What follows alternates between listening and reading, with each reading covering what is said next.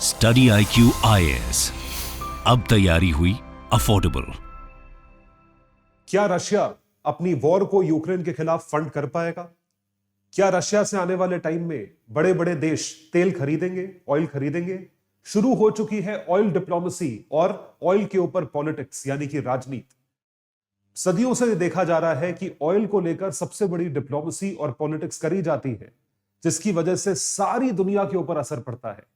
तो उन सवालों के जवाब जानेंगे आज के इसी वीडियो में। मैं हूं आपका दोस्त, host, educator, mentor Sanghi sir, और मैं आप सभी का स्वागत करता हूं स्टडी IQ IAS पे।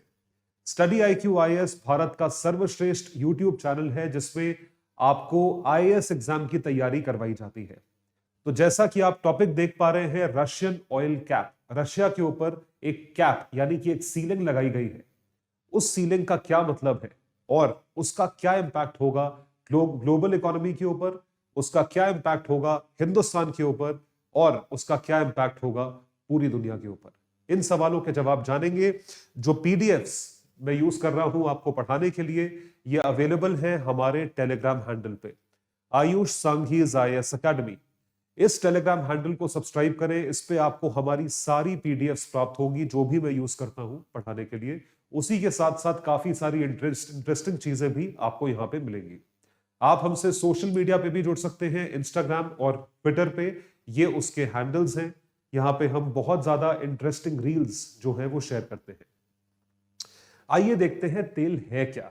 Oil and gas, diplomacy, politics, पूरी दुनिया इस पे टिकी हुई है। 20th century was a century of one commodity and that was oil. क्या 21st सेंचुरी भी उस पे टिकी हुई है? आइए देखते हैं। ऑयल डिप्लोमेसी और पॉलिटिक्स, राजनीति जो है वो डिपेंड करता है कि ऑयल का कंजम्पशन कितना है। भाई, आप किसी भी चीज को रेगुलेट या कंट्रोल तब करोगे ना जब उसके ऊपर कंट्रोल होगा, और वो कंट्रोल कब काम करेगा? जब उसका यूज बहुत ज्यादा होगा। तो ऑयल और गैस को मिला के, कुल मिला के जो एनर्जी बनती है या एनर्जी प्रोड्यूस होती है, जो यूज होती है पूरी दुनिया में, वो 63% है, 63%। हाँ जी, सही सुना आपने, ये एक बहुत बड़ा नंबर है। यानी कि पूरी दुनिया में जितना भी एनर्जी या बिजली यूज होती है उसका 63%, तकरीबन 2/3 ऑयल और गैस से आता है, जिस वजह से ऑयल के ऊपर डिपेंडेंसी बहुत ज्यादा है। तो इस वजह से ऑयल पे पॉलिटिक्स होना लाजमी है, क्योंकि जितने भी देश तेल को कंट्रोल करते हैं वो सबसे ज्यादा पावरफुल होते हैं आज भी। तो देखें, pre eminence of oil has contributed towards economic development. आर्थिक वृद्धि, आर्थिक विकास किसके ऊपर टिका हुआ था? तेल, एनर्जी रिसोर्सेस की अवेलेबिलिटी पे। अगर तेल है तो आर्थिक विकास हो रहा है, अगर तेल है तो आर्थिक वृद्धि हो रही है, एंड वाइसी वर्सा, दोनों चीजें इंटर रिलेटेड है। पिछले पूरी सेंचुरी में, यानी कि 20th सेंचुरी में, सन 1900 से लेकर सन 2000 तक तेल का यूज बहुत मैसिव था, और उसी 100 साल में बहुत सारे देशों ने इकोनॉमिक डेवलपमेंट देखी, क्योंकि उसी पूरे साल में या उसी पूरे सेंचुरी में इंडस्ट्रियल डेवलपमेंट हुआ था। और इंडस्ट्रियल डेवलपमेंट भी जो आखिरी के 50 साल है, यानी कि 1950 से लेकर सन 2000 तक, उसमें और ज्यादा हुआ था। तो इस वजह से ऑयल कंजम्पशन मैसिव था, और ऑयल कंजम्पशन मैसिव होने की वजह से उसका कंट्रीब्यूशन इकोनॉमिक डेवलपमेंट में भी बहुत ज्यादा था। तो industrial production grew by around 50 times during the 20th century, 50 गुना बढ़ा पिछली सेंचुरी में, and that 4/5 of this growth happened in the last 50 years of the second half में हुआ, जब रिकंस्ट्रक्शन चल रहा था वर्ल्ड वॉर 2 के बाद। तो जैसा मैंने आपको बताया, आज भी 63% जो है एनर्जी मिक्स का 63% हम तेल और ऑयल के ऊपर डिपेंडेंट है। आने वाले टाइम में भी तेल की इंपॉर्टेंस कम नहीं होने वाली है, इनफैक्ट तेल की इंपॉर्टेंस और बढ़ने वाली है, उसका कंजम्पशन और बढ़ने वाला है। इसका अगर मैं आपको एक आंकड़ा बताऊं तो 115 million barrel per day, 115 million barrels per day का तेल कंजम्पशन जो है वो 2025 तक हो जाएगा। अभी अगर आंकड़े देखें तो हम 90 मिलियन बैरल्स प्रति डे पे हैं, 90 मिलियन बैरल्स पर डे रफली, जो टॉप के 5-6 देश मिला के प्रोड्यूस करते हैं। उससे बढ़ के हम इस आंकड़े पे पहुंचेंगे, और इसका 50% जो है, तकरीबन 58 मिलियन बैरल्स पर डे जो है, वो प्रोवाइड करा जाएगा, that would be provided by OPEC countries. So OPEC is projected to meet more than half the world's oil demand. Oil accounts for approximately 3% of global GDP. पूरी दुनिया का जितना GDP है उसका 3% तेल से आता है, तेल के प्रोडक्शन से और तेल की सेल से। जीडीपी यानी कि नेशनल इनकम, और पूरी ग्लोबल इनकम निकाली जाए तो उसका 3% जो है यहां से आता है। तो तेल के सबसे बड़े सप्लायर्स कौन से रहे? Who were the biggest suppliers of oil, और उन्होंने कितना कितना तेल प्रोड्यूस करा? इसका डिक्रीजिंग ऑर्डर में आपको चार्ट दिखाया जाए और उसके आंकड़े आपको दिखाए जाए तो आप देख सकते हैं यहां पे oil producers, export import trend of oil world wide. आप ये देखिए, ऑयल प्रोडक्शन जो पिछले साल रहा 2021 में, सबसे ऊपर रहा यूएस, नंबर 1 पे रहा यूएस, जिसका प्रोडक्शन था 16.6 मिलियन बैरल्स पर डे। उसके बाद आता है सऊदी, उसके बाद आता है Russian federation. Very very important, ये है हमारा topic of discussion. Russian federation ने 11 मिलियन बैरल प्रति डे के आसपास जो है तेल प्रोड्यूस करा पिछले साल, और सऊदी ने भी उतना ही करा, और यूएस ने 16.5 मिलियन करा।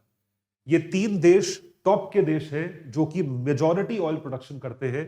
बाकी देश Canada, Iraq, China, UAE etcetera, इनका प्रोडक्शन कम है। सवाल ये उठता है कि अगर रशिया के ऊपर नाटो देश ने सैंक्शंस लगा दिए, यानी कि नाटो देशों ने रशिया से तेल खरीदना बंद कर दिया और बाकी देशों को भी रिस्ट्रिक्ट करने की कोशिश करी कि आप रशिया से तेल ना खरीदें, तो ये 11 मिलियन बैरल्स प्रति डे का जो ऑयल है ये कौन प्रोवाइड करेगा? क्या बाकी देशों की इतनी क्षमता है कि वो उतना तेल प्रोवाइड कर सके? सवाल ये है। सैंक्शंस लगाना तो बहुत आसान है, लेकिन 11 मिलियन बैरल्स पर डे का ऑयल कहां से आएगा? Where will it come from? 7 million barrels per day oil provide कर रहे हैं।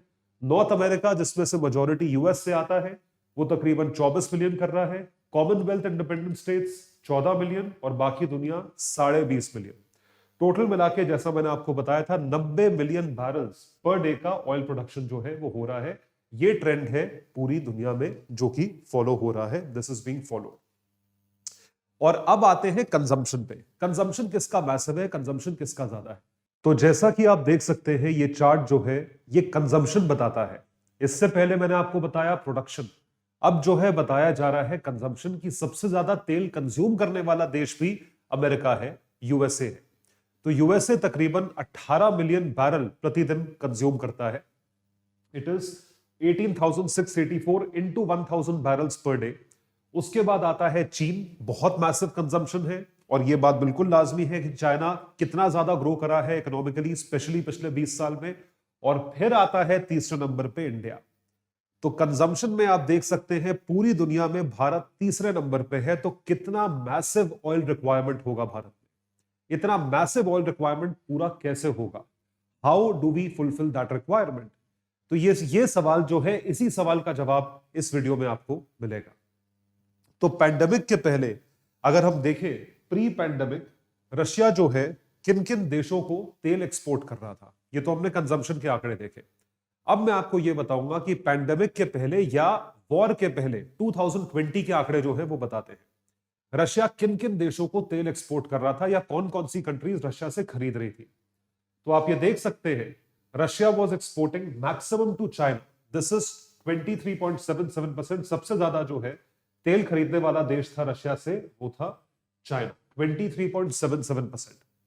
रशिया के टोटल एक्सपोर्ट्स में से तकरीबन 33%, 33% was bought by China, followed by that Netherlands, फिर डेनमार्क। इस तरीके से होते होते होते होते इटली, फिनलैंड, जापान, ऐसे करते करते पूरे आप चार्ट में देख पा रहे हैं भारत कहीं नहीं है। मतलब इंडिया उतनी क्वांटिटी में रशिया से खरीदता ही नहीं था 2020 तक, 2020 तक।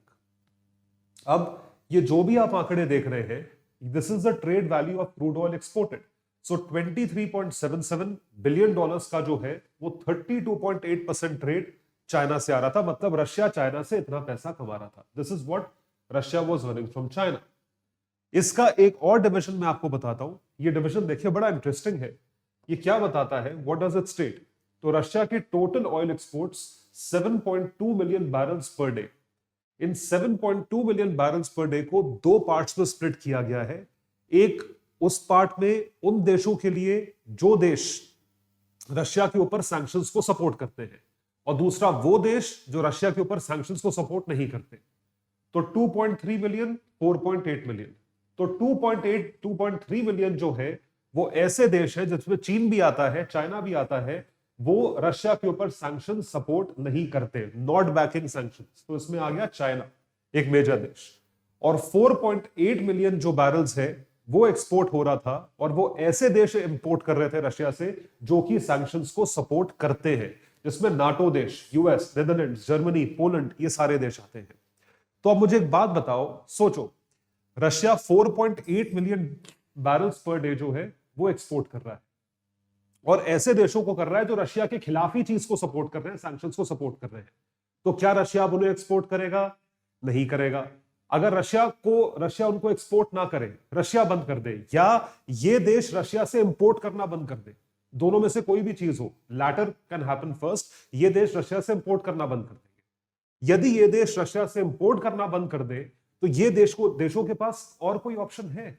Is there any other option? ये 5 मिलियन बैरल तेल जो है ये कहां से आएगा? Where would this 4.3 million barrels per day oil come from? This is the question.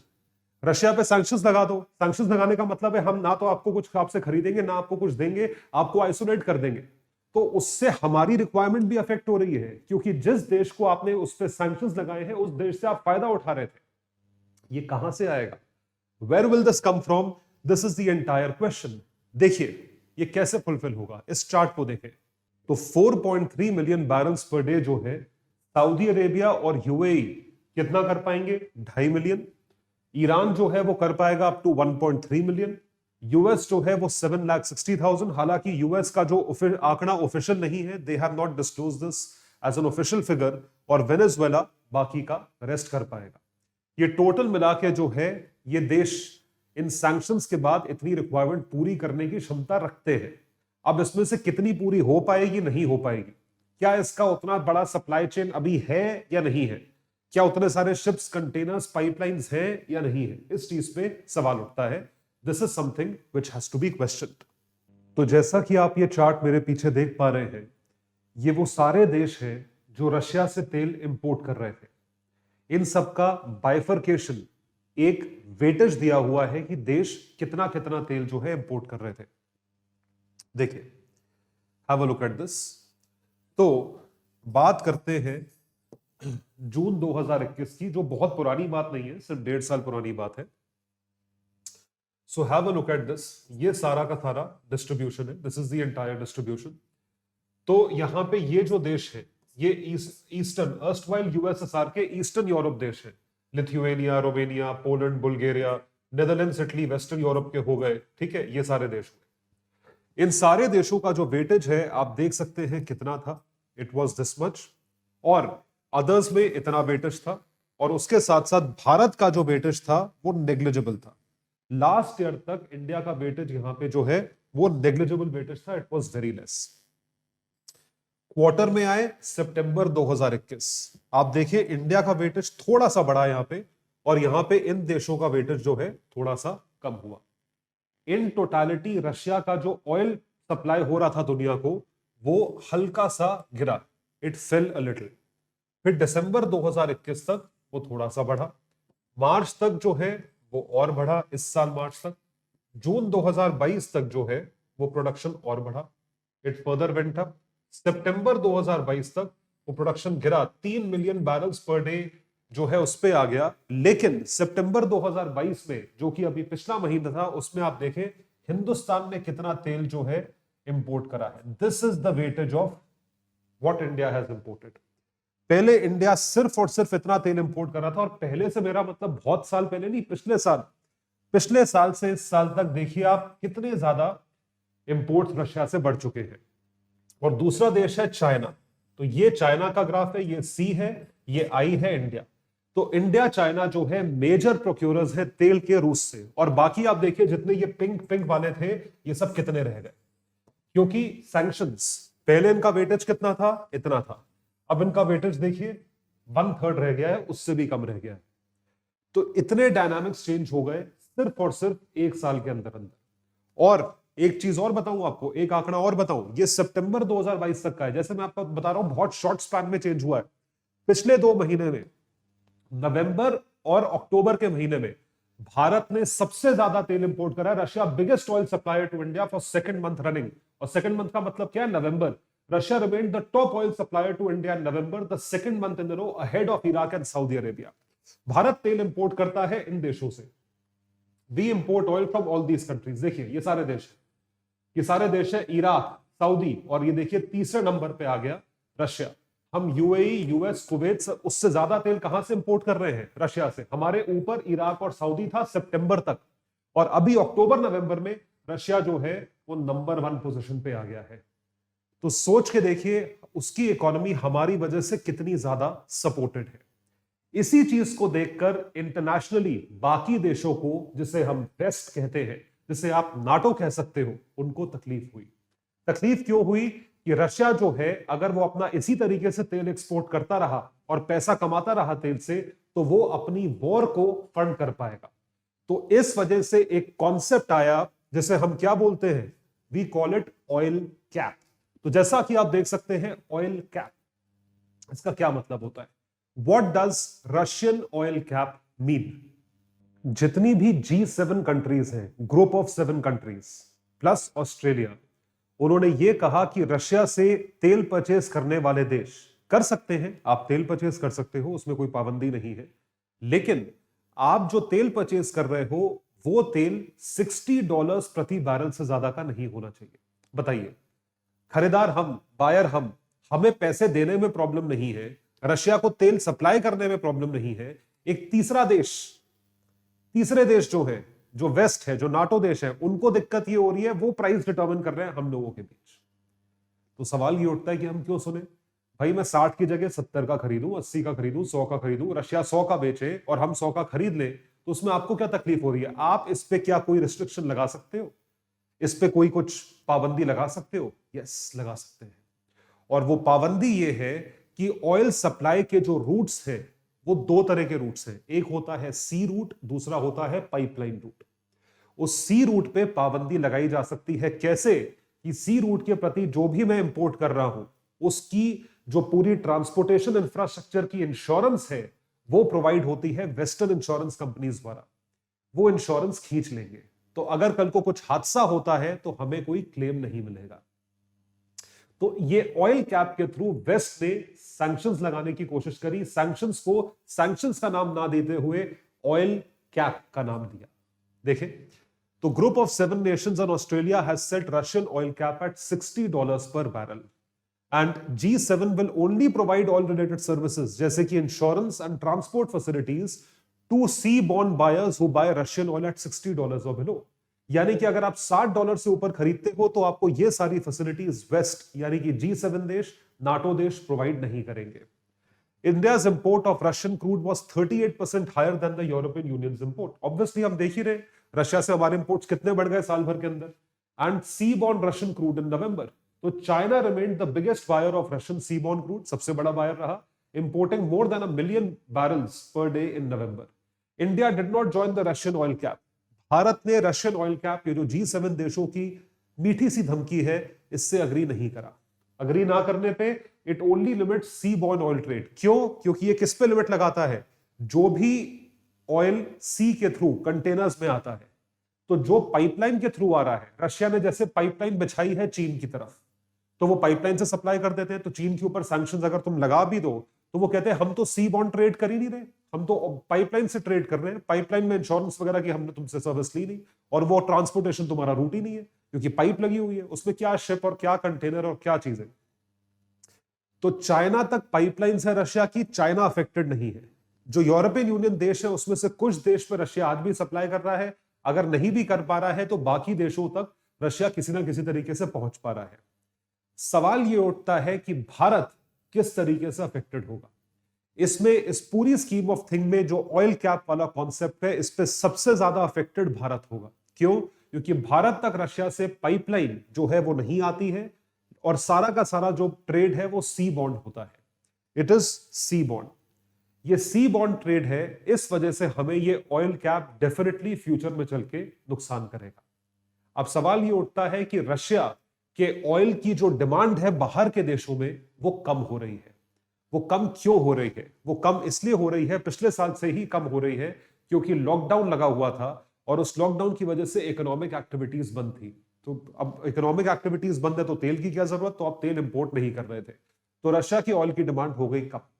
इस वजह से रशिया अपने तेल का ज्यादा पैसा डिमांड नहीं कर पाता, तो रशिया अपने तेल का प्राइस भी कम कर रहा था। सिंपल इकोनॉमिक्स का कॉन्सेप्ट है, ज्यादा सप्लाई है, डिमांड कम है, तो प्राइस कम हो जाएगा। उस कम प्राइस पे भी रशिया भारत को डिस्काउंट दे रहा था, अराउंड $15 to $20 का डिस्काउंट जो है वो इंडिया के इंपोर्ट्स पे इंडिया को मिल रहा था, रशिया से मिल रहा था। सो अब इंडिया का यह मानना है कि रशिया, हमने ऑयल कैप को अग्री नहीं करा, मतलब हम रशिया को कहीं ना कहीं सपोर्ट कर रहे हैं।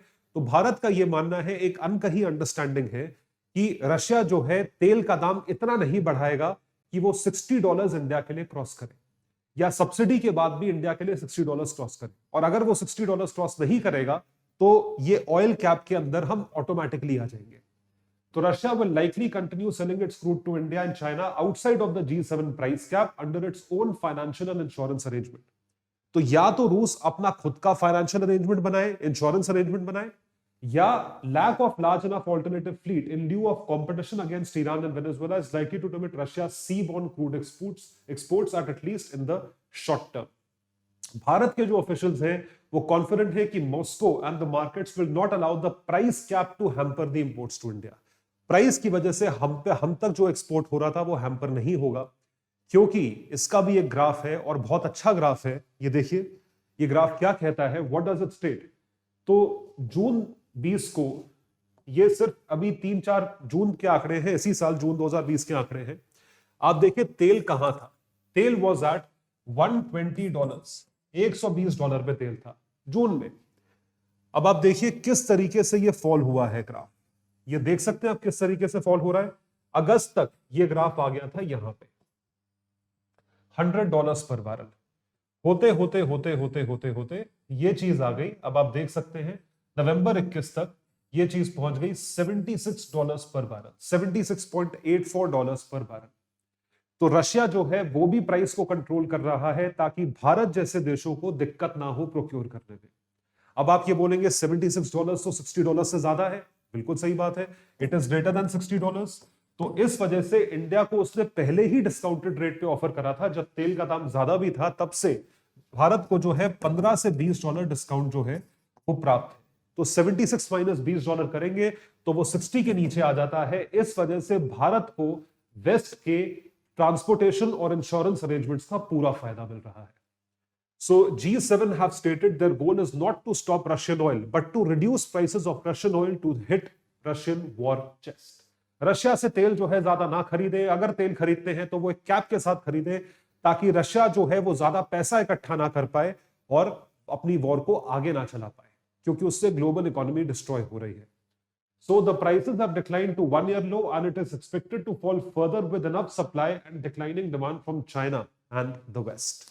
तो ये चीज जो है ये डिमांड कम हो रही है और इसी तरीके से भारत जो है आज की डेट में रशिया से तेल खरीद पा रहा है।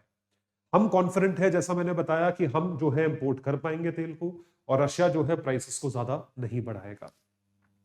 तो ये इंटरनेशनल रिलेशंस का कॉन्सेप्ट और इसी के साथ साथ इकोनॉमिक कॉन्सेप्ट भी आपके साथ इस वीडियो में डिस्कस हुआ। इसी तरीके से हम सारे इकोनॉमिक्स के कॉन्सेप्ट्स आप लोगों के साथ डिस्कस करेंगे। हमारा जो कोर्स है SIP plus success and prelims plus already live है प्लेटफॉर्म पे। जितने भी स्टूडेंट्स 2023 की तैयारी कर रहे हैं, यानी 2023 की तैयारी कर रहे हैं, आप लोगों के लिए वन स्टॉप शॉप है ये पर्टिकुलर कोर्स। 200 घंटे से ज्यादा लाइव टीचिंग करवाई जाएगी भारत की टॉप फैकल्टीज द्वारा।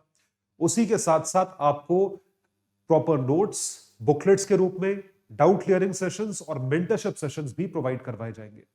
इसी के साथ साथ आपको टेस्ट सीरीज की फैसिलिटी भी प्रोवाइड करी जाएगी, और ये सारी ही चीजें एक बहुत ही अफोर्डेबल प्राइस पे प्राप्त होगी, जो कि है सिर्फ और सिर्फ 6,000 रुपए, 6,000 रुपीज।